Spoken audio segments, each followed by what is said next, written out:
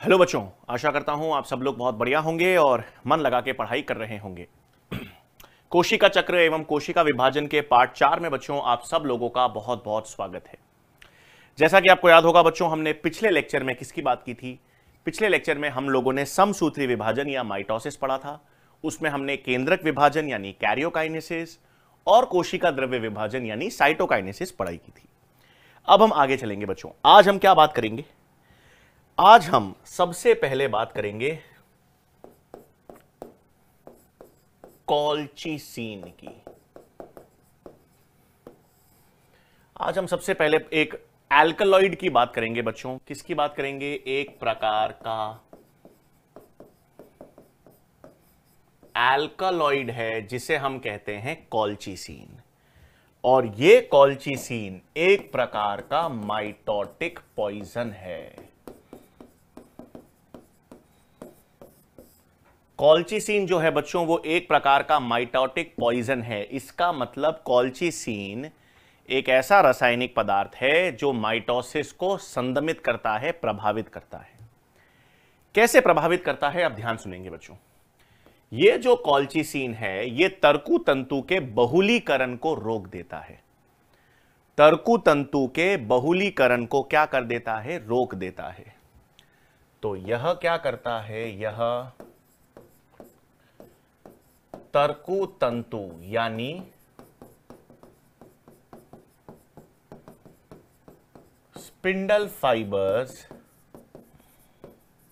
के बहुलीकरण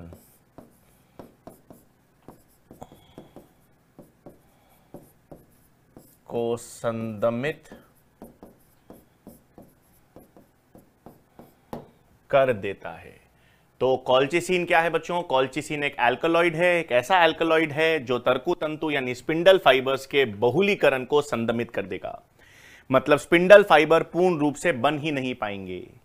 तो अगर ये बहुलीकरण को संदमित कर देगा बच्चों तो कौन सी स्टेज को प्रभावित करेगा? मेटाफेज अवस्था को। किसको प्रभावित करता है? मेटाफेज अवस्था को प्रभावित करता है।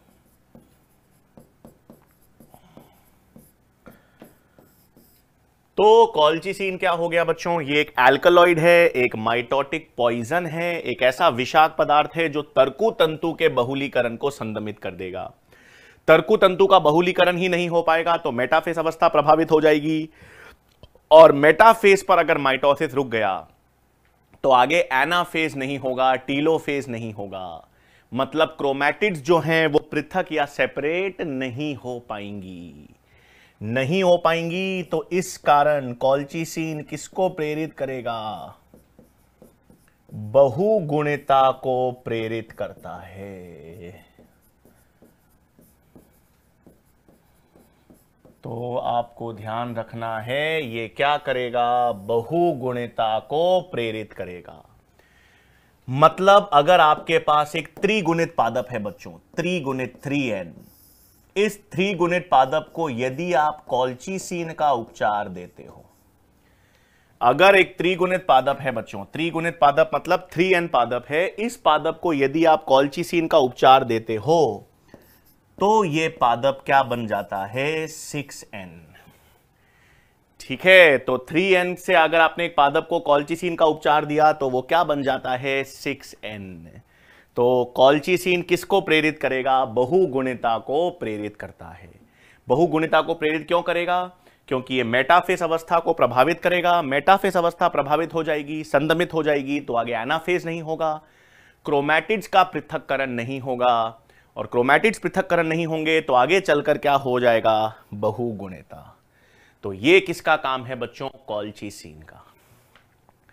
तो आपको क्या ध्यान में रखना है कॉल्चिसीन के बारे में कि ये कैसे काम करेगा? स्पिंडल फाइबर्स के बहुलीकरण को रोक देगा। किस अवस्था को प्रभावित करेगा? मेटाफेज अवस्था। और इस कारण होगा क्या? इस कारण बहुगुणिता प्रेरित होगी। बहुगुणिता प्रेरित का उदाहरण मैंने बता दिया। 3n पादप है, यदि उसको आप कॉल्चिसीन का उपचार दो तो 6n। 2n का पादप है, उसको कॉल्चिसीन का उपचार दो तो 4n। 5n को कॉल्चिसीन का उपचार दो तो 10n। इस तरह से बहुगुणिता प्रेरित होगी। ठीक है बच्चों, तो ये हमने किसकी बात कर ली? कॉल्चिसीन की। अब हम किसकी बात करेंगे बच्चों? हम बात करेंगे विशेष प्रकार के माइटोसिस।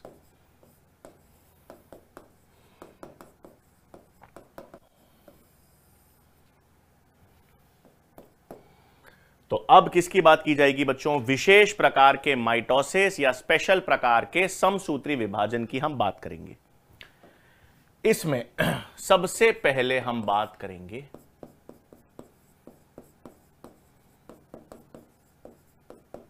एंडोमाइटोसिस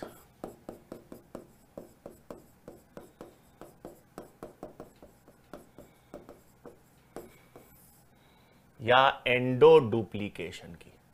ठीक है, विशेष प्रकार के माइटोसिस की हम बात करें तो विशेष प्रकार के माइटोसिस में हम एंडोमाइटोसिस या एंडोडुप्लीकेशन की बात करेंगे।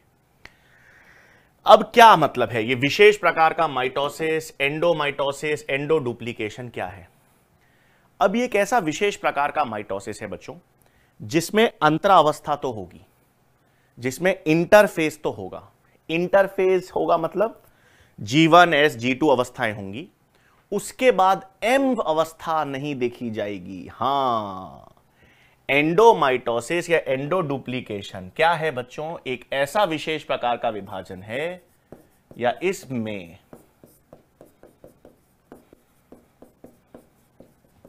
इंटरफेस तो होगा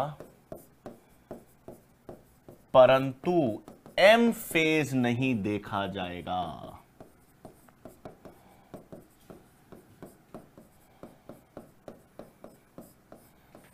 ठीक है, इसमें इंटरफेस होगा परंतु एम फेज नहीं देखा जाएगा। तो इंटरफेस तो होगा परंतु एम फेज नहीं देखा जाएगा। इसका तात्पर्य क्या है? इंटरफेस होगा मतलब डीएनए का प्रतिकृतिकरण तो होगा। डीएनए प्रतिकृतिकरण होगा क्योंकि इंटरफेस हो रहा है, एस अवस्था होगी परंतु एम फेज नहीं होगा, मतलब गुणसूत्रों का विभाजन नहीं होगा। परंतु गुणसूत्रों का विभाजन नहीं होगा।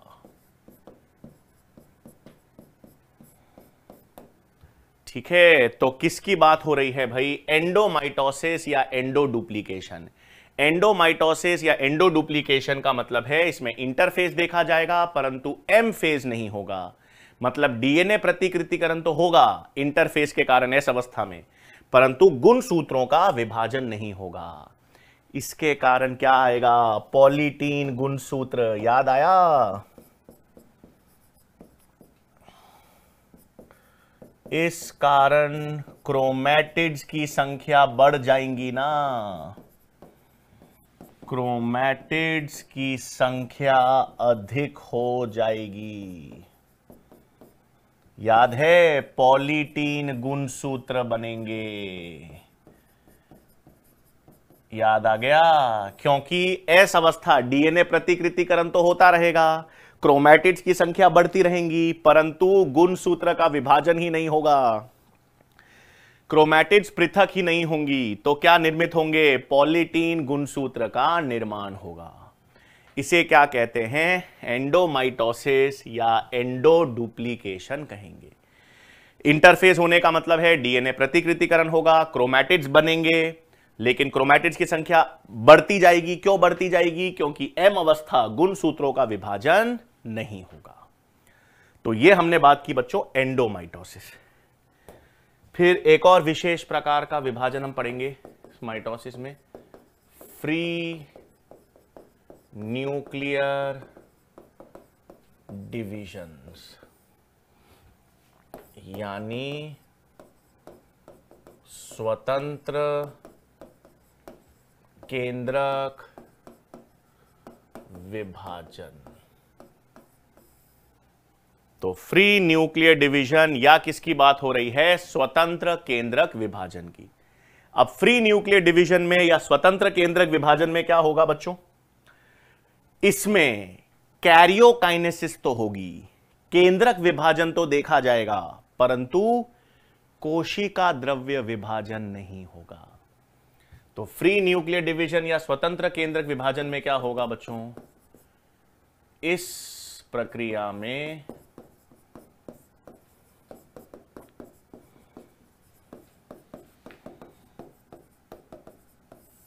कैरियोकाइनेसिस यानी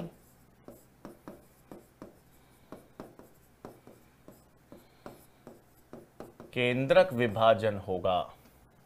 इस प्रक्रिया में कैरियोकाइनेसिस का मतलब है केंद्रक विभाजन होगा, परंतु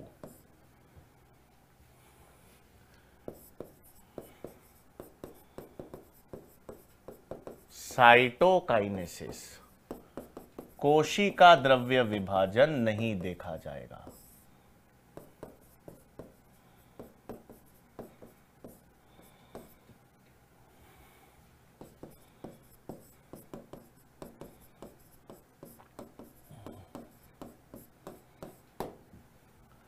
ठीक है, तो फ्री न्यूक्लियर डिवीजन या स्वतंत्र केंद्रक विभाजन में क्या हो रहा है बच्चों?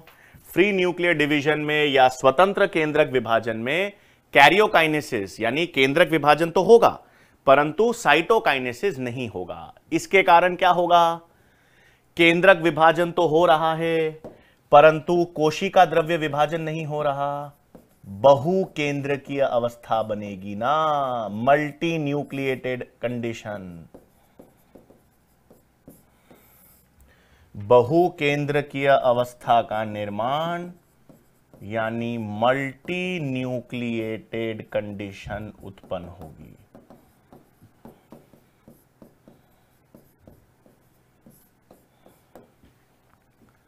तो फ्री न्यूक्लियर डिवीजन या स्वतंत्र केंद्रक विभाजन की बात हो रही है। एक ऐसा विभाजन जिसमें केंद्रक विभाजन तो होगा, कैरियोकाइनेसिस होगी, परंतु साइटोकाइनेसिस नहीं होगी। तो आपके पास एक कोशिका है, उसमें केंद्रक विभाजन होता रहेगा। केंद्रक विभाजन होता रहेगा बच्चों, लेकिन कोशिका द्रव्य विभाजन नहीं होगा, तो बहुकेंद्रकीय अवस्था निर्मित होगी। तो यह हमारे पास क्या हो गया? फ्री न्यूक्लियर डिवीजन या स्वतंत्र केंद्रक विभाजन।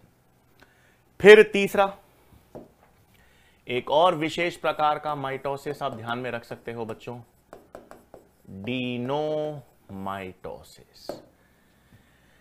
अब डायनोमाइटोसिस में क्या होता है बच्चों? देखो, अभी तक अपन ने जब माइटोसिस पढ़ा था तो अपन ने देखा था कि उसमें प्रोफेज में केंद्रक झिल्ली और केंद्रिका विलुप्त हो जाते हैं, और जो गुणसूत्रों का विभाजन होता है वो कोशिका द्रव्य में होता है। गुणसूत्रों का जो विभाजन है वो कोशिका द्रव्य में होता है, क्योंकि केंद्रक तो रहता ही नहीं, केंद्रक झिल्ली विलुप्त हो जाती है। डायनोमाइटोसिस एक ऐसा विशेष प्रकार का विभाजन है जिसमें केंद्रक झिल्ली विद्यमान रहती है और गुणसूत्रों का विभाजन केंद्रक के भीतर ही होगा। गुणसूत्रों का विभाजन भी केंद्रक के भीतर होगा, तर्कु तंतु भी कहां बनेंगे? केंद्रक के भीतर। तो डायनोमाइटोसिस में क्या होगा बच्चों?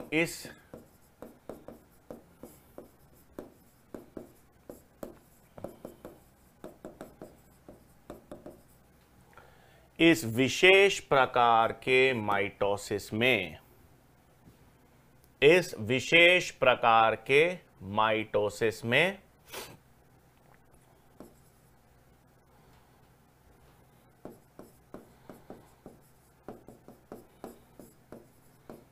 गुणसूत्रों का विभाजन कहां होगा? केंद्रक के भीतर। गुणसूत्रों का विभाजन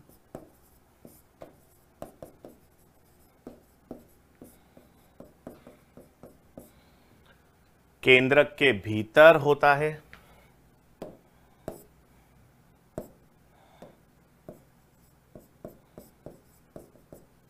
इस विशेष प्रकार के माइटोसिस में गुणसूत्रों का विभाजन केंद्रक के भीतर होता है तथा तर्कु तंतु यानी स्पिंडल फाइबर्स भी केंद्रक के भीतर ही निर्मित होते हैं।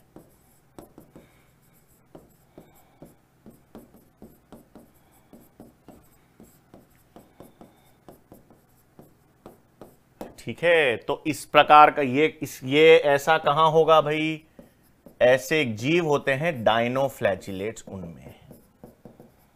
और डायनोफ्लैजिलेट्स में ये देखा जाता है ना बच्चों, ये हम आगे पढ़ेंगे, ये छोटे छोटे जीव होते हैं प्रोटिस्टा जगत में। ठीक है, ये छोटे छोटे यूकैरियोटिक जीव होते हैं और यूकैरियोटिक जीव डायनोफ्लैजिलेट्स कहलाते हैं। और डायनोफ्लैजिलेट्स में ये माइटोसिस होता है, इसलिए इसको डायनोमाइटोसिस कहा जाता है। ठीक है बच्चों, तो ये 3 विशेष प्रकार के माइटोसिस हमने देखे। 3 विशेष प्रकार के माइटोसिस में एंडोमाइटोसिस या एंडोडुप्लीकेशन अपन ने देखा, स्वतंत्र केंद्रक विभाजन। एंडोमाइटोसिस में क्या हो रहा था, इंटरफेस तो हो रहा था, डीएनए प्रतिकृतिकरण एस अवस्था हो रही थी, परंतु एम अवस्था नहीं थी। प्रतिकृतिकरण तो हो रहा है लेकिन गुणसूत्रों का विभाजन नहीं हो रहा, इसके कारण बहुगुणिता आती है या पॉलीटीन गुणसूत्र निर्मित होंगे। फिर अपन ने स्वतंत्र केंद्रक विभाजन देखे, जिसमें कैरियोकाइनेसिस हो रहा है, केंद्रक विभाजन, लेकिन उसके पश्चात उसके बाद कोशिका द्रव्य का विभाजन नहीं होगा, बहुकेंद्र की अवस्था बनेगी। और डायनोमाइटोसिस डायनोफ्लैजिलेट्स में देखा जाएगा, जिसमें केंद्रक झिल्ली विलुप्त नहीं होगी, गुणसूत्रों का विभाजन, तर्कुतंतु का निर्माण केंद्रक के भीतर ही होगा। ठीक है बच्चों, तो ये हमने माइटोसिस के महत्व हमने देख ही लिए थे पिछले लेक्चर में, विशेष प्रकार के माइटोसिस की बात कर ली। अब आज फिर हम किसकी बात करेंगे बच्चों, मियोसिस की।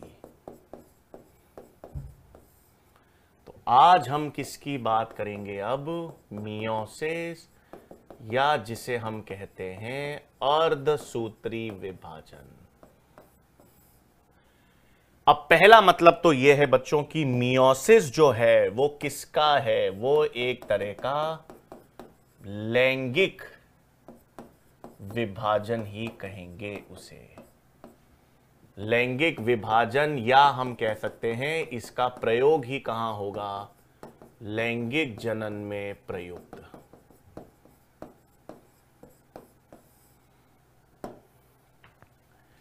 ठीक है, तो इसका मतलब यह है बच्चों कि ये मियोसिस अर्धसूत्री विभाजन जो है ये लैंगिक जनन के दौरान, जैसे लैंगिक जनन, हम मानव की बात करें तो लैंगिक जनन के दौरान पुरुषों में शुक्राणु बनते हैं यानी नर युग्मक बनते हैं, महिलाओं में अंड यानी एग बनता है यानी मादा युग्मक बनता है।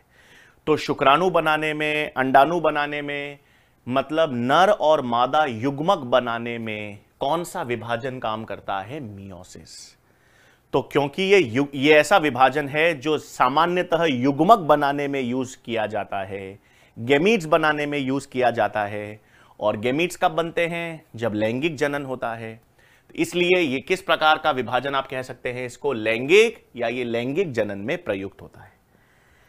इसका मतलब तो यह है बच्चों की जो जनन कोशिका हैं उनमें यह विभाजन देखा जाता है। मियोसिस जो है यह अर्धसूत्री विभाजन किन प्रकार की कोशिकाओं में देखा जाएगा, जनन कोशिकाओं में। तो मियोसिस जो है यह विभाजन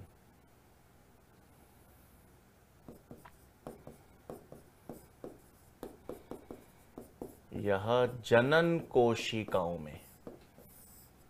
कोशिकाओं में यानी जर्म सेल्स में देखा जाता है।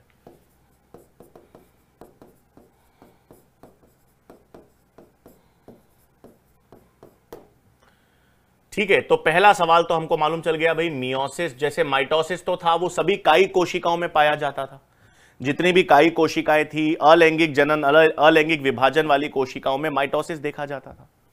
तो लैंगिक जनन दर्शाने वाली जो जनन कोशिकाएं हैं जो युग्मकों का निर्माण करेंगी उनमें मियोसिस देखा जाएगा।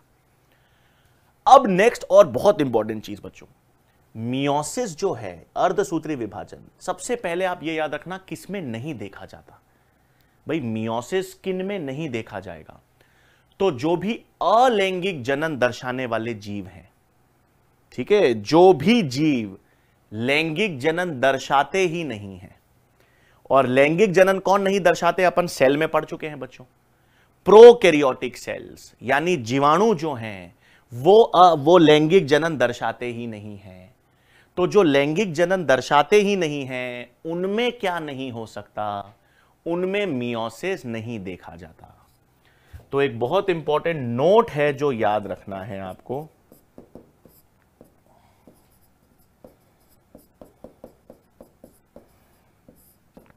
अलैंगिक जनन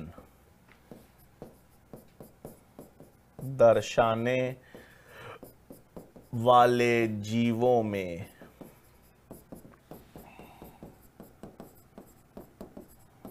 मियोसिस नहीं देखा जाता। उदाहरण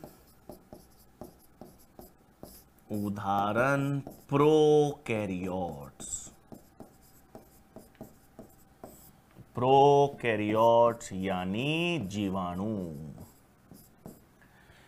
इनमें मियोसिस नहीं देखा जाएगा भाई। इनमें मियोसिस क्यों नहीं देखा जाएगा? क्योंकि ये लैंगिक जनन नहीं दर्शाते। तो जो अलैंगिक जनन दर्शाने वाले जीव हैं उनमें मियोसिस नहीं देखा जाता। अब पहली चीज तो ये है, सुनो, मियोसिस को अपन अर्धसूत्री विभाजन कहते हैं। मियोसिस को क्या कहते हैं? अर्धसूत्री। यानी मियोसिस एक ऐसा विभाजन है बच्चों जिसमें गुणसूत्रों की संख्या आधी हो जाती है। ठीक है, तो मियोसिस जो है उसे हम कहते हैं अर्धसूत्री विभाजन, क्योंकि इसमें गुणसूत्रों की संख्या आधी हो जाएगी। अगर 2n है द्विगुणित तो n हो जाएगी, 4n है तो 2n हो जाएगी, 6n है तो 3n। गुणसूत्रों की संख्या क्या हो जाती है? आधी। तो क्या है नेक्स्ट पॉइंट भाई? चूंकि मियोसिस में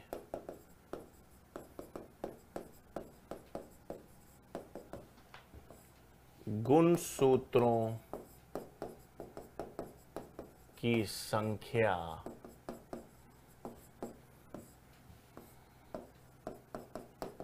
आधी हो जाती है,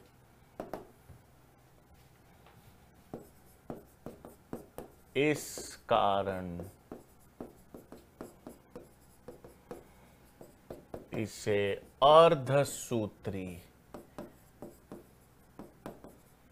विभाजन कहते हैं। तो मियोसिस में क्या होगा बच्चों? मियोसिस में गुणसूत्रों की संख्या आधी हो जाती है, इस कारण इसे अर्धसूत्री विभाजन कहते हैं। मतलब अगर द्विगुणित है 2n तो मियोसिस के बाद गुणसूत्रों की संख्या n हो जाएगी। 4n है तो मियोसिस से 2n हो जाएगा। 6n है तो मियोसिस से 3n हो जाएगा। हाँ, ऑब्वियस ही बात है, इवन नंबर में होगा। अब आप बोलोगे सर 3n में मियोसिस नहीं हो सकता, 5n में मियोसिस नहीं हो सकता। 3n, 5n, 7n odd number वाले गुणसूत्रों में मियोसिस नहीं हो सकता, क्योंकि गुणसूत्रों की संख्या आधी करनी है। तो ये even 2n, 4n, 6n, 8n में ही हो सकता है। अब इस लॉजिक से अगर मैं आपसे पूछूं कि ठीक है भाई, कैसे आधी होगी वो अपन देखेंगे आगे, सारा पूरी प्रक्रिया तो अपन को आगे पढ़नी ही है। लेकिन अब इंपॉर्टेंट चीज क्या है बच्चों, कि इस हिसाब से अगर कोई n कोशिका है, अगर कोई अगुणित कोशिका n है, तो अगुणित कोशिका में भी मियोसिस नहीं हो सकता।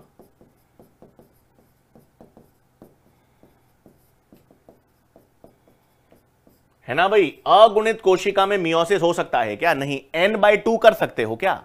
नहीं कर सकते ना, n/2 थोड़ी होगा। तो जो अगुणित कोशिका है उसमें तो मियोसिस नहीं होता। हां, अगुणित कोशिका में मियोसिस नहीं होता, लेकिन अगुणित जीवों में मियोसिस हो सकता है। ठीक है, अगुणित कोशिका में तो मियोसिस नहीं होगा, लेकिन अगर कोई जीव है, कोई लैंगिक जनन दर्शाने वाला जीव है और वो अगुणित है, तो उसमें मियोसिस हो सकता है। कैसे, अभी बताऊंगा। तो अब नेक्स्ट चीज आपको पता होनी चाहिए, तो नेक्स्ट चीज आपको पता होनी चाहिए कि लैंगिक जनन दर्शाने वाले, लैंगिक जनन दर्शाने वाले अगुणित एवं द्विगुणित जीवों में मियोसिस देखा जाता है।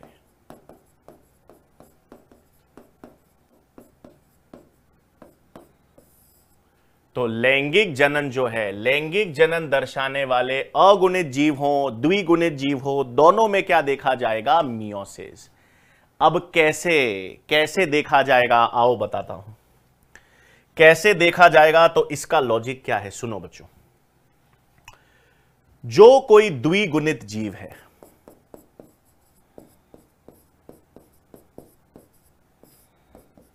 एक द्विगुणित जीव है, यानी 2n है।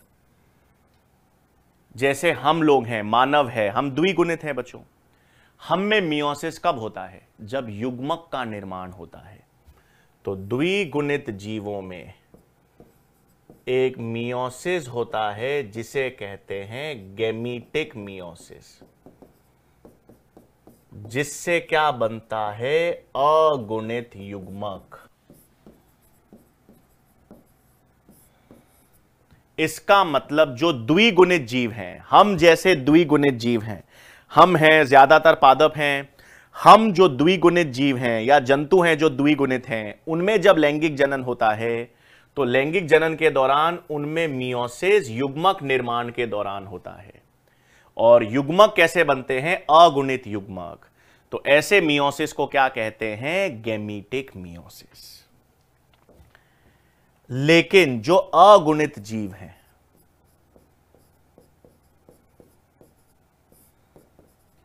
जो अगुणित जीव हैं बच्चों, वो तो n होते हैं, हैप्लॉइड। अब n में तो मियोसिस हो नहीं सकता, तो उनमें क्या होता है बच्चों? देखो, उनमें जो युग्मक होते हैं, हां, एक नर युग्मक होगा, एक मादा युग्मक होगी।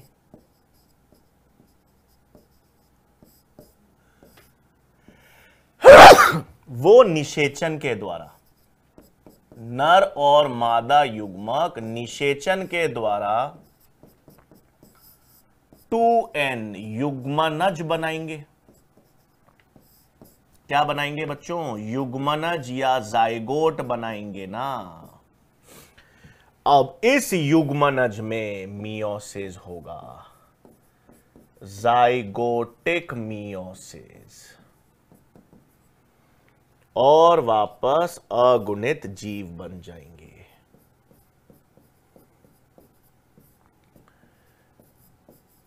ठीक है, तो समझे आप बात, किसकी बात हो रही है? मैंने दो प्रकार के मियोसिस बताए हैं यहां पर। एक तो हमने बात की है गैमीटिक मियोसिस, और एक मैंने बात की है जाइगोटिक मियोसिस।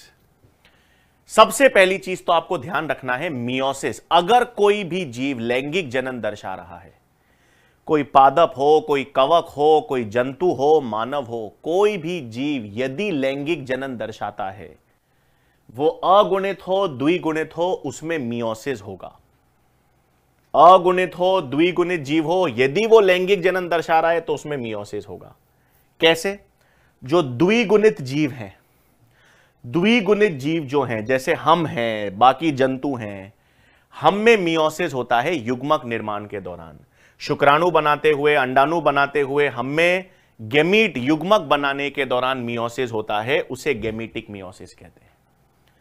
जो अगुणित जीव है, अब अगुणित जीव कौन से हैं भाई? कवक हैं, शैवाल है, ठीक है। द्विगुणित जीव तो आपके पास मानव हैं, उच्च पादप हैं, ये तो सब हैं ही।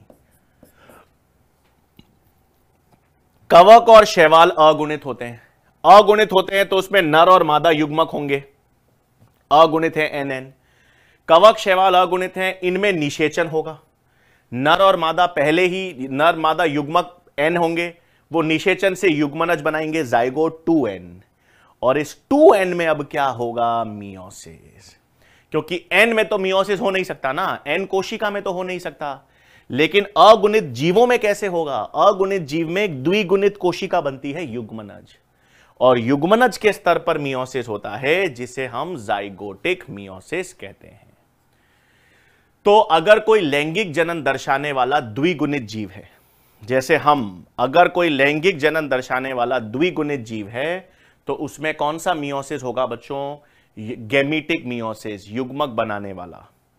और जो कोई अगुणित जीव है जो लैंगिक जनन दर्शाता है, जैसे शैवाल है और कवक है, तो इनमें पहले निषेचन से युग्मनज बनेगा, जाइगोट, और फिर उस जाइगोट में क्या देखा जाएगा, मियोसिस।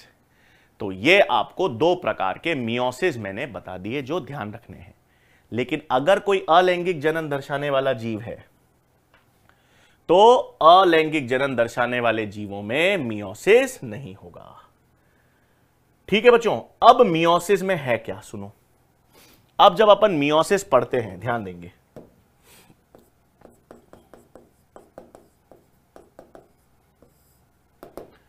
तो हमारे पास होगा तो एक द्विगुणित कोशिका में एक 2n है। इस 2n में सबसे पहले होगा मियोसिस 1, और इस मियोसिस 1 में गुणसूत्रों की संख्या आधी हो जाएगी, n और n। इसलिए मियोसिस 1 को हम कहते हैं अर्धसूत्री विभाजन। क्या कहेंगे बच्चों, अर्धसूत्री विभाजन। इसमें गुणसूत्रों की संख्या आधी होती है। हां, अभी मियोसिस कंप्लीट नहीं हुआ बच्चों, अब क्या होगा आगे, आगे होगा मियोसिस 2, मियोसिस सेकेंड, और 4 अगुणित युग्मक बनेंगे। तो मियोसिस जो होता है ना बच्चों, मियोसिस का मतलब है मियोसिस 1 एंड 2। याद रखना, ये मियोसिस 1 और मियोसिस 2 दोनों मिलाकर एक ही मियोसिस है। मियोसिस 1 और मियोसिस 2 दोनों मिलाकर एक ही मियोसिस है। और मियोसिस 2 को हम समसूत्री विभाजन कहते हैं। मियोसिस 2 को क्या कहेंगे, समसूत्री विभाजन। क्यों, एक मिनट यहां से हटा देता हूं। मियोसिस 2 को तो हम समसूत्री विभाजन ही कहेंगे भाई। मियोसिस 2 को समसूत्री विभाजन क्यों, क्योंकि इसमें देखो गुणसूत्रों की संख्या समान है। भाई गुणसूत्रों की संख्या आधी तो फर्स्ट मियोसिस में ही हुई ना, गुणसूत्रों की संख्या आधी तो फर्स्ट मियोसिस में ही हुई। मियोसिस सेकंड में तो गुणसूत्रों की संख्या समान रही, तो गुणसूत्रों की संख्या आधी तो मियोसिस फर्स्ट में होती है, मियोसिस फर्स्ट में, इसलिए उसको अर्धसूत्री विभाजन कहा। और मियोसिस 2 में गुणसूत्रों की संख्या समान रहती है, इसलिए उसको समसूत्री कहा। अब ये विस्तार में तो अपन पढ़ेंगे ही, ये सर मियोसिस 1 में कैसे संख्या आधी हो रही है, मियोसिस 2 में कैसे सेम रह रही है, आवश्यकता क्यों है, ये सब हम आगे पढ़ेंगे। लेकिन मियोसिस के द्वारा हमने बनाया क्या भाई, मियोसिस के द्वारा 4 अगुणित युग्मक का निर्माण हमने कर लिया।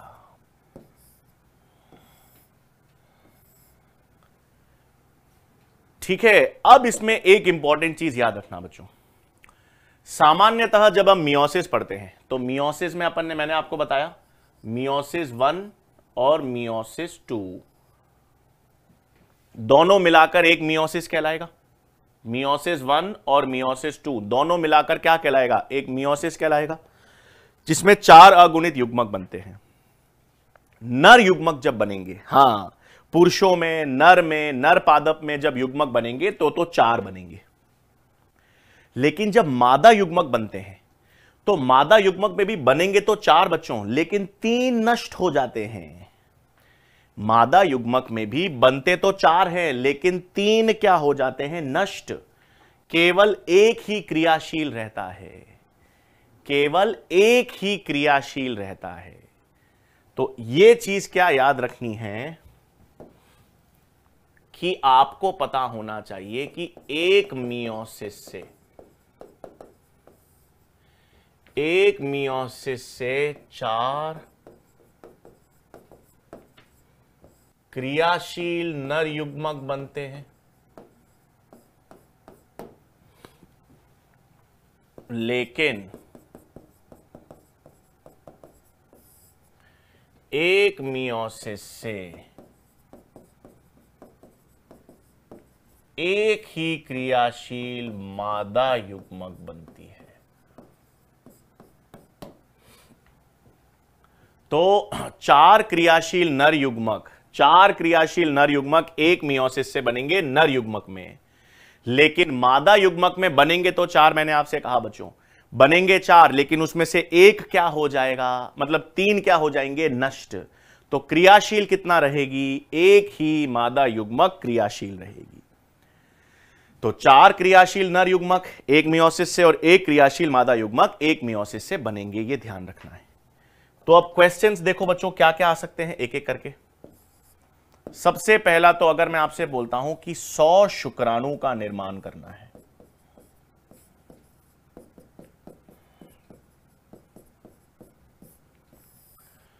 तो 100 शुक्राणु के निर्माण में कुल कितने मियोसिस चाहिएंगे? तो आंसर क्या हो जाएगा भाई, 25। कितने मियोसिस चाहिए, 25। मतलब अगर n नर युग्मक चाहिए, n नर युग्मक के लिए n/4 मियोसिस चाहिएंगे, है ना, क्योंकि एक मियोसिस से चार क्रियाशील नर युग्मक बनते हैं। तो एक मियोसिस से चार क्रियाशील नर युग्मक बनते हैं, इसलिए 100 शुक्राणु के लिए कितने मियोसिस चाहिए भाई, 25। तो n नर युग्मक बनाने हो तो n/4 मियोसिस चाहिए। और यहीं पर सवाल होता बच्चों 100 मादा युग्मक, 100 मादा युग्मक हैं या अंड कोशिका बनानी है, मादा युग्मक यानी अंड कोशिका। यदि 100 मादा युग्मक 100 अंड कोशिका बनानी है तो कितने मियोसिस चाहिएंगे बच्चों, तो 100 ही चाहिए, क्योंकि एक मियोसिस से एक ही क्रियाशील मादा युग्मक बनती है। एक मियोसिस से एक ही क्रियाशील मादा युग्मक बनती है। तो अगर आपको n मादा युग्मक चाहिए, तो n मादा युग्मक के लिए n मियोसिस देखे जाएंगे। ठीक है भाई, तो ये आपको ध्यान रखना है। अगर आपको n नर युग्मक चाहिए बच्चों तो n नर युग्मक के लिए n/4 मियोसिस, और यदि आपको n मादा युग्मक चाहिए तो n उतने ही मियोसिस चाहिएंगे। ठीक है बच्चों, ये तो पहली चीज हो गई। दूसरा और क्या सवाल आ सकता है, दूसरा अब मैं अगर एक प्रश्न दूं बच्चों आपको, अब अगर दूसरा सवाल आता है कि यदि आपको 100 बीज का निर्माण करना है पादपों में,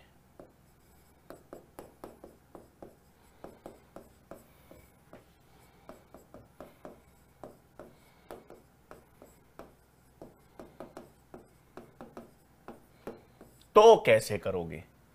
ठीक है, अब यदि प्रश्न आता है कि यदि आपको 100 बीज का निर्माण करना है भाई, तो 100 बीज के निर्माण में आपको कितने मियोसिस चाहिए, तो कैसे करोगे? तो इसका लॉजिक भी क्या है भाई, आओ देखें।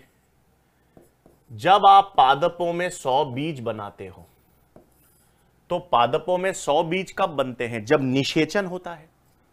जब निषेचन यानी फर्टिलाइजेशन होगा, और निषेचन किसका होगा, नर युग्मक और मादा युग्मक का। तो 100 बीज बनाने के लिए आपको 100 नर युग्मक और 100 ही मादा युग्मक चाहिए, हां कि ना? अगर आपको 100 बीज बनाने हैं तो 100 बीज बनाने के लिए 100 नर युग्मक और 100 मादा युग्मक चाहिए। 100 नर युग्मक के लिए कितने मियोसिस चाहिए, 25। 100 नर युग्मक के लिए 25, 100 मादा युग्मक के लिए 100, तो 100 नर युग्मक के लिए 25 मियोसिस, 100 मादा युग्मक के लिए 100 के लिए 100 मियोसिस। कुल कितने हो गए भाई? 125 मियोसिस चाहिए। तो अगर आपको 100 बीज बनाने हैं तो 100 बीज बनाने के लिए कितने मियोसिस चाहिए वो हमने निकाल लिया। 100 बीज तब बनेंगे जब 100 बार निषेचन होगा, मतलब 100 नर युग्मक और 100 मादा युग्मक का निषेचन होगा। 100 नर युग्मक के लिए आपको कितने मियोसिस चाहिए? n/4 25। 100 मादा युग्मक के लिए आपको कितने मियोसिस चाहिए? 100 के लिए 100 ही चाहिए। इसलिए आंसर क्या आ गया भाई? कुल कितने मियोसिस चाहिए 100 बीज के लिए? 125। तो नर युग्मक आप निकाल सकते हो। नर युग्मक के लिए कितने मियोसिस चाहिए मैंने बता दिया। मादा युग्मक के लिए कितने मियोसिस चाहिए ये बता दिया। और अगर बीज बनाने हो तो भी उसके लिए जितने बीज हैं उतने नर युग्मक और मादा युग्मक चाहिएंगे। तो आंसर हमारे पास क्या आ जाएगा? 125। फिर बच्चों नेक्स्ट चीज याद रखनी है कि जब हम मियोसिस करेंगे और जब मियोसिस होगा, तो जब हम मियोसिस कर रहे हैं तो मियोसिस के दौरान क्या हो रहा है बच्चों? जब हम मियोसिस कर रहे हैं तो मियोसिस में ये 4 अगुणित युग्मक बनते हैं। तो मियोसिस के द्वारा ये जो 4 अगुणित युग्मक या जो 4 अगुणित कोशिकाएं बनती हैं, ये आनुवांशिक रूप से एक समान, एक दूसरे के क्लोन्स होते हैं या भिन्न होते हैं? भिन्न होंगे ना। मियोसिस के द्वारा जो ये 4 युग्मक बनेंगे, अगुणित युग्मक या अगुणित अंड कोशिकाएं बनेंगी, ये आनुवांशिक रूप से एक समान नहीं होंगी, भिन्न होंगी। ये भिन्न होंगी, तभी तो आप अपने माता पिता से भिन्न हो, तभी तो आपके होने वाले बच्चे आपसे भिन्न होंगे। एक दूसरे के क्लोन्स थोड़ी हो गए आप, आनुवांशिक रूप से एक समान थोड़ी हो गए। नहीं। क्यों नहीं? क्योंकि युग्मक बनाएंगे, जब माता पिता युग्मक बनाएंगे तो उनके युग्मक जो हैं उनमें आनुवांशिक भिन्नता आएगी। क्यों आएगी, कैसे आएगी वो हम देखेंगे। लेकिन जो युग्मक बनेंगे माता और पिता के, नर युग्मक मादा युग्मक बनेंगे, वो आनुवांशिक रूप से भिन्न होंगे और इस कारण जो संतान बनेगी वो भी माता पिता से भिन्न होगी। ठीक है, ऐसा थोड़ी है समसूत्री विभाजन जैसा कि भाई त्वचा कोशिकाओं में ने विभाजन किया और त्वचा कोशिकाओं ने विभाजन किया तो वापस त्वचा की कोशिकाएं बन गई, ये माइटोसिस है। यकृत की कोशिकाओं ने विभाजन किया, वापस यकृत की कोशिकाएं बन गई, ये माइटोसिस है। ये तो अलैंगिक विभाजन है। लेकिन जब लैंगिक जनन हो रहा है, जब एक पीढ़ी से अगली पीढ़ी आ रही है, एक पादप से नया पादप बन रहा है, मादा और नर पादपों से नया पादप बन रहा है, तो वो आनुवांशिक रूप से भिन्न होगा। हमारी संतान माता पिता से भिन्न होंगी। क्यों? क्योंकि मियोसिस में वो आनुवांशिक भिन्नता आती है, एक प्रक्रिया के कारण जिसे हम कहते हैं जीन विनिमय या क्रॉसिंग ओवर। ठीक है, इसकी बात हम विस्तार में करेंगे कि ये जीन विनिमय क्या होता है सर, क्रॉसिंग ओवर क्या होता है। लेकिन अभी के लिए क्या ध्यान में रखना है?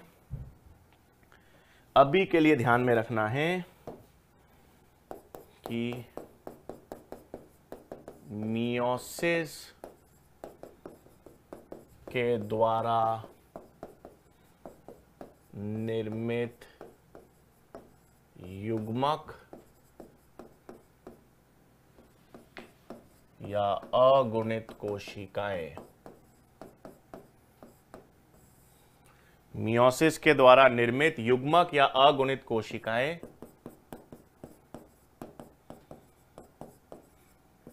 आनुवांशिक रूप से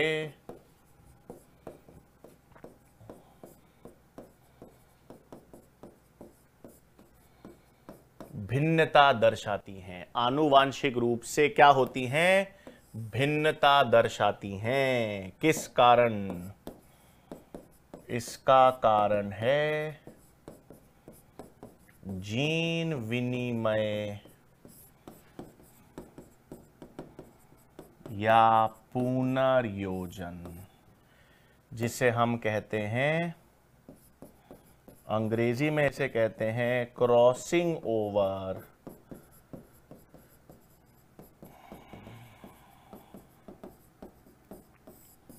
या रिकॉम्बिनेशन। ठीक है, तो मियोसिस के द्वारा अपन ने आज सिर्फ इंट्रोडक्शन देखा है बच्चों। मियोसिस का इंट्रोडक्शन क्या देखा है? मियोसिस के द्वारा जो निर्मित युग्मक हैं या अगुणित कोशिकाएं हैं वो आनुवांशिक रूप से भिन्नता दर्शाएंगी, वो आनुवांशिक रूप से भिन्न होंगी। अब भिन्न कैसे होंगी, अलग अलग कैसे होंगी, तो उसका कारण क्या है? जीन विनिमय या पुनर्योजन। अब ये जीन विनिमय क्या होता है, पुनर्योजन कैसा होता है, ये तो सब हम मियोसिस में विस्तार से आगे देखेंगे। तो आज के लिए बच्चों देखो हमने क्या बेसिक बात की है। आज अपन ने सबसे पहले तो बात की भाई, अपन ने कॉल्चिसिन की बात की, फिर अपन ने 3 विशेष प्रकार के माइटोसिस मैंने आपको बताए कि भाई एंडो डुप्लीकेशन, एंडोमाइटोसिस बताया, फ्री न्यूक्लियर डिवीजन और डायनोमाइटोसिस। ये तो तीनों विशेष प्रकार के माइटोसिस थे। फिर बेसिकली अपन ने इंट्रोडक्शन किसका देखा? मियोसिस का। अपन ने इंट्रोडक्शन आज किसका देखा है? बेसिकली मियोसिस का, कि भाई अर्धसूत्री विभाजन है, लैंगिक जनन में प्रयुक्त होता है। मियोसिस का मतलब अर्धसूत्री विभाजन आते ही दिमाग चलना चाहिए लैंगिक जनन। या तो युग्मक बनाओगे तब ये देखा जाएगा, या युग्मनज बनेगा तब इसमें मियोसिस देखा जाएगा। सारा खेल लैंगिक जनन में है। तो जो भी अलैंगिक जनन दर्शाने वाले जीव हैं, जिन भी जीवों में अलैंगिक जनन देखा जाता है, वो मियोसिस नहीं दर्शाएंगे। ठीक है, वो नहीं दर्शाएंगे। तो होगा क्या भाई? मियोसिस 1 और मियोसिस 2 की बात हो रही है। फिर अपन ने देखा कि कौन कौन से जो लैंगिक जनन दर्शाने वाले जीव हैं, अगुणित हो या द्विगुणित जीव हो, अगर वो लैंगिक जनन दर्शाता है तो लैंगिक जनन के दौरान मियोसिस होगा। हम जैसे द्विगुणित जीव हैं, मानव है, उच्च पादप हैं, उनमें तो जब युग्मक बनेंगे, शुक्राणु बनेंगे, अंडाणु बनेंगे, नर मादा युग्मक बनेंगे, तो उस दौरान मियोसिस देखा जाएगा, जिसे गैमेटिक मियोसिस कहेंगे। लेकिन कवक और शैवाल ये लैंगिक जनन दर्शाते हैं लेकिन अगुणित होते हैं। तो पहले से अगुणित हैं तो इनमें तो मियोसिस सीधे नहीं होगा, पहले निषेचन से युग्मनज बनेगा और युग्मनज जो है वो मियोसिस दर्शाएगा। ठीक है, फिर अपन ने देखा मियोसिस में 2 पार्ट्स होते हैं, मियोसिस 1 और मियोसिस 2। एक मियोसिस के 2 भाग हैं, मियोसिस 1 है और मियोसिस 2 है। गुणसूत्रों की संख्या आधी मियोसिस 1 में हो जाती है। ठीक है, गुणसूत्रों की संख्या तो आधी कहां हो गई? मियोसिस 1 में।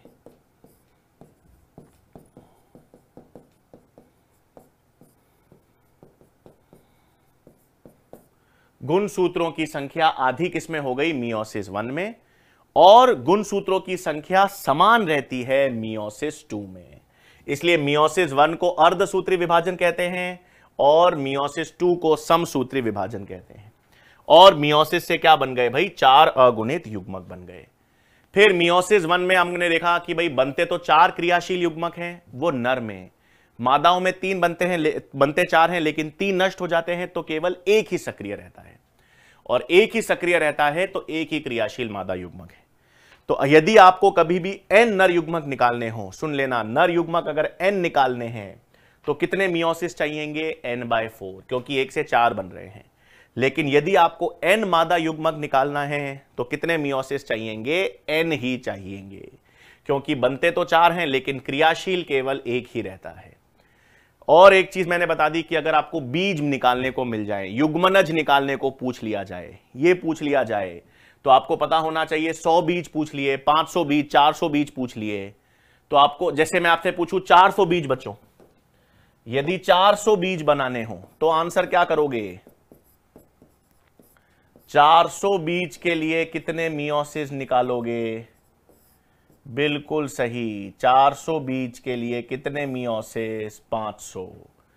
400 बीज का मतलब है 400 ही नर युग्मक चाहिए, 400 ही मादा युग्मक चाहिए। ठीक है, 400 बीज बनाने हैं तो 400 ही नर युग्मक चाहिए, 400 ही मादा युग्मक चाहिए।